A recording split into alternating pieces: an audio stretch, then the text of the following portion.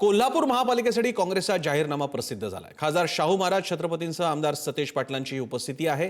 15 जानेवारी काँग्रेसच भारी अशी नवी टॅगलाईन काँग्रेसने घेतली आहे। काँग्रेसचा जाहीरनामा आई अंबाबाई चरणी अर्पणही करण्यात आलाय।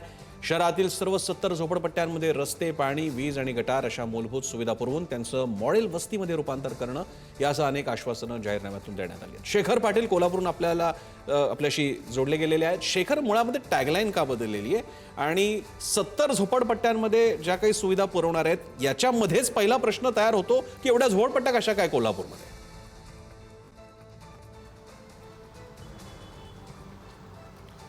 अगदी बरोबर आहे। हा मुद्दा गेल्या अनेक वर्षांपासूनचा हा मुद्दा आहे।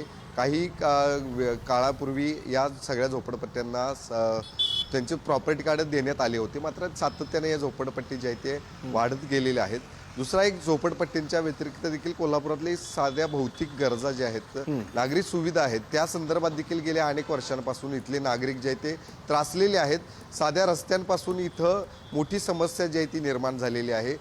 रस्त्यांसाठी सातत्याने सगळे लोक जे आहेत ते रस्त्यावर उतरून अनेक आंदोलनं करताना दिसलेली आहेत। त्यामुळं निश्चित हे या संपूर्ण जाहीरनाम्यामध्ये त्यांनी मांडलेले तर आहेच, मात्र जयप्रभा स्टुडिओ सारखा एक मुद्दा आहे तो देखील या संपूर्ण जाहीरनाम्यामध्ये घेतलेला आहे। अंबाबाई तीर्थक्षेत्र विकास आराखड्याचा मुद्दा या ठिकाणी घेतलेला आहे। मात्र या संपूर्ण ओव्हरऑल सगळ्या जाहीरनाम्याकडे बघितलं तर गेल्या अनेक वर्षांपासून ज्या कोल्हापूरकरांची अपेक्षा जी अनेक महानगरपालिकांकडे असते, महानगरपालिका प्रशासनाकडे असते, त्या सगळ्या गरजा ज्या आहेत त्या सगळ्या मागण्या ज्या आहेत या सगळ्या जाहीरनाम्यात घेण्यात आलेल्या आहेत। कोल्हापूरकर कसं, तुम्ही म्हणशीला तसं ही टॅगलाईन सुरुवातीला होती, त्याला विरोध करणाऱ्या टॅगलाईन देखील महायुतीकडून त्या ठिकाणी जाहीर झाल्या आणि आज जाहीरनामा प्रसिद्ध करत असताना 15 जानेवारी ची नवीन एक टॅगलाईन त्या ठिकाणी जाहीर करण्यात आली। त्यामुळे निश्चितच या सगळ्या टॅगलाईनच्या पार्श्वभूमीवरती, टॅगलाईनच्या अनुषंगाने कशा पद्धतीने ही निवडणूक जी आहे ती आता सतेज पाटील त्या ठिकाणी जिंकतायत, कशा पद्धतीने त्यांना या ठिकाणी इथली जनता स्वीकारते। शेखर, मोठं आव्हान आहे सतेज पाटलांसमोर। बघूयात काँग्रेस कशा प्रकारे बालेकिल्ला राखते कोल्हापूरचा।